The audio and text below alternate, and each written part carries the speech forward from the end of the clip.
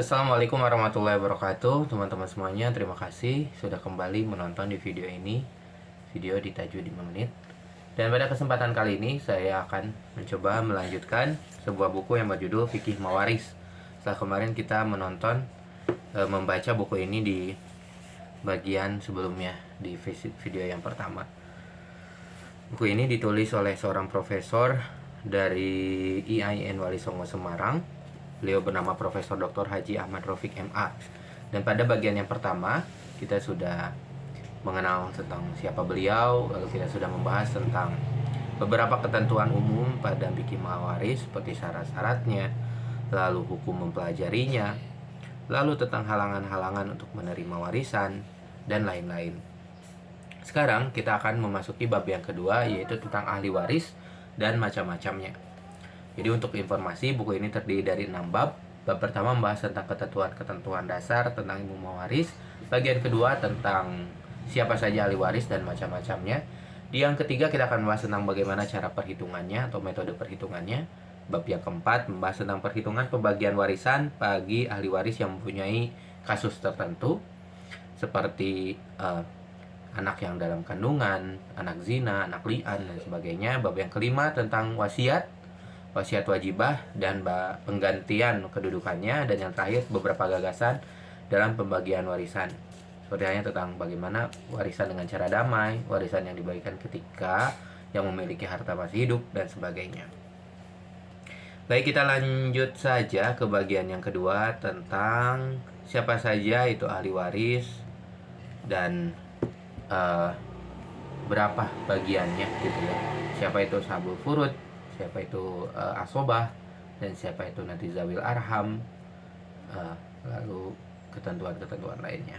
Baik, kita langsung saja bahas bab yang kedua, ahli waris dan macam-macamnya. Kata ahli waris yang secara bahasa berarti keluarga, tidak secara otomatis dapat mewarisi harta peninggalan. Apabila dicermati, ahli waris ada dua macam. Yang pertama ahli waris nasabiah, yaitu ahli waris yang berhubungan kekeluargaannya, yang ada hubungan kekeluargaannya karena hubungan saudara, dan karena hubungan darah gitu ya, bukan hubungan saudara. Yang kedua ahli waris sababiyah, jadi nasabiah dan sababiyah. Kalau sababiyah itu karena adanya suatu sebab tertentu, seperti namanya sababiyah, jadi karena adanya sabab. Kalau nasabiah karena ada hubungan nasab, perkawinan, misalnya karena perkawinan yang sah atau al-musaharoh, atau karena memerdekakan hamba saya seperti wala. Dilihat dari bagian-bagian yang diterima, itu pun terbagi dari pertama ahli waris ashabul furud, artinya sudah ditetapkan ketentuannya berapanya oleh Al-Quran, seperti setengah, sepertiga, seperenam, dan sebagainya. Ada ahli waris asobah, mereka ini tidak disebutkan berapa bagiannya, tapi akan kebagian sisa setelah harta warisan dibagikan kepada ahli waris ashabul furud. Jadi asobah ini bisa banyak, bisa sedikit, tergantung ashabul furudnya, tergantung posisinya juga gitu ya. Yang ketiga ahli waris zawil arham. Zawil arham ini memiliki posisi yang spesial karena ahli waris ini memiliki hubungan darah, tetapi menurut ketentuan Al-Quran tidak berhak menerima bagian warisan. Tapi nanti apakah ada kemungkinannya? Kita lihat saja nanti. Apabila ahli waris dilihat dari jauh dekatnya, ada ahli waris hajib disebutnya, yaitu ahli waris yang dekat yang dapat menghalangi ahli waris yang jauh. Jadi ahli waris yang dekat itu bisa menghalangi ahli waris yang jauh. Siapa aja itu hajib, dan siapa aja yang mahjub atau yang dihalang, yang terhalang. Dan yang kedua ada mahjub, yaitu ahli waris yang jauh yang terhalang oleh ahli waris yang lebih dekat. Jadi nanti dihafal, ada ashabul furud, ada asobah, ada zawil arham, itu berdasarkan bagiannya. Lalu penyebabnya ada karena pernikahan ataupun juga nasab, itu nasabiah ataupun sababiyah, baik pernikahan maupun hubungan karena memerdekakan budak gitu ya. Lalu jumlah keseluruhan ahli waris itu secara hukum berhak menerima warisan baik ahli waris nasabiah maupun sababiah, ada 17 orang. Ada 17 orang. Terdiri dari 10 orang ahli waris laki-laki. Jadi ada 17, seperti jumlah rakaat sholat dalam satu hari. 17 itu 10-nya laki-laki dan 7 orang perempuan.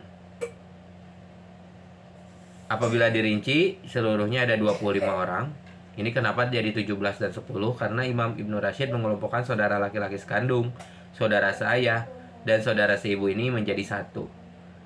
Jadi saudara laki-laki sekandung, saudara laki-laki satu ayah saja, atau saudara laki-laki seibu itu ya dianggap satu ya. Jadi mau apapun ya saudara laki-laki. Anak saudara laki-laki sekandung dan seayah menjadi satu.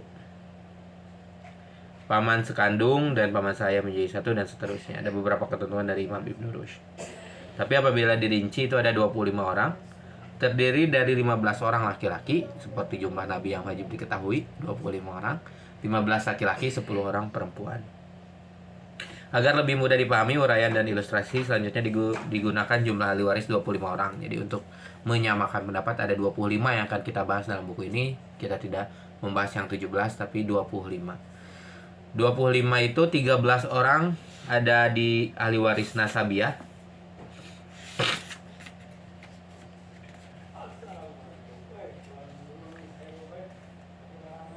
Ahli waris nasabiah itu 13 orang ahli waris laki-laki dan 8 orang ahli waris perempuan.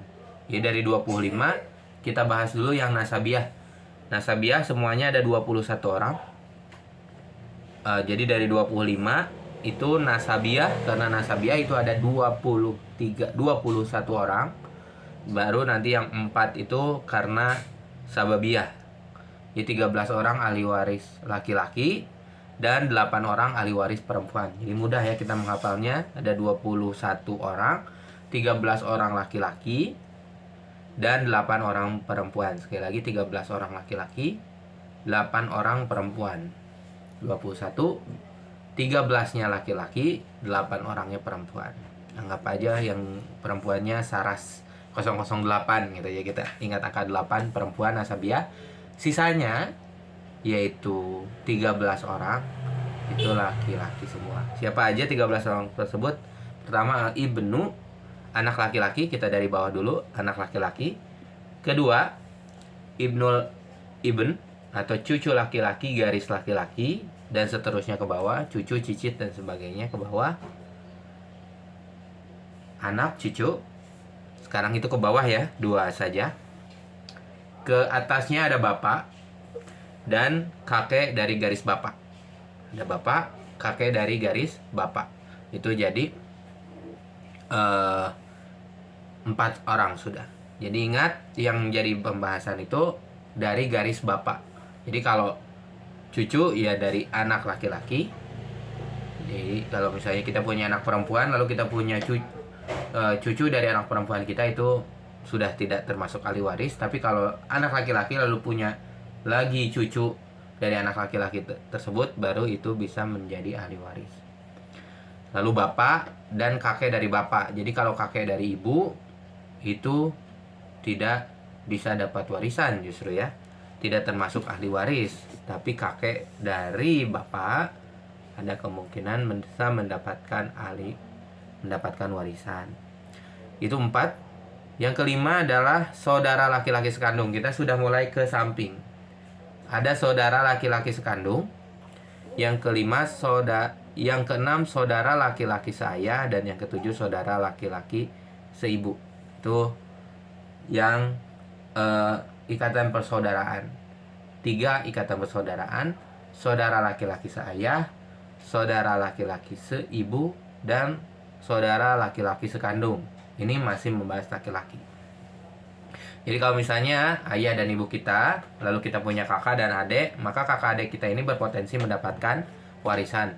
Berapapun jumlah mereka, ada berapa orang gitu ya.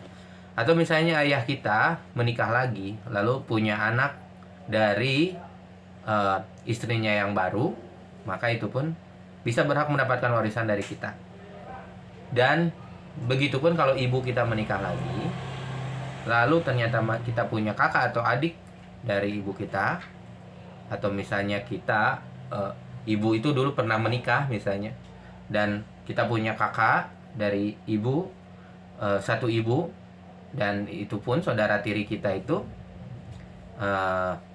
bisa mendapatkan warisan atau disebut ahli waris gitu ya. Kita samakan disebut ahli waris juga. Itu tadi 3 orang persaudaraan. Sekarang itu sudah 7, berarti masih ada berapa lagi? 6 lagi. 6 lagi, 2 dari yang 6 itu adalah anak laki-laki saudara laki-laki sekandung dan anak laki-laki saudara laki-laki saya. Nah, kalau misalnya kita ada adik lalu ataupun kakak dan punya anak laki-laki, itulah ahli waris. Ataupun kita punya saudara tiri seayah, ayah kita pernah nikah atau ayah kita menikah lagi lalu punya saudara laki-laki dari pernikahan ayah tersebut dan punya dan memiliki anak laki-laki, ponakan kita, berarti itu pun menjadi ahli waris. Itu yang 2.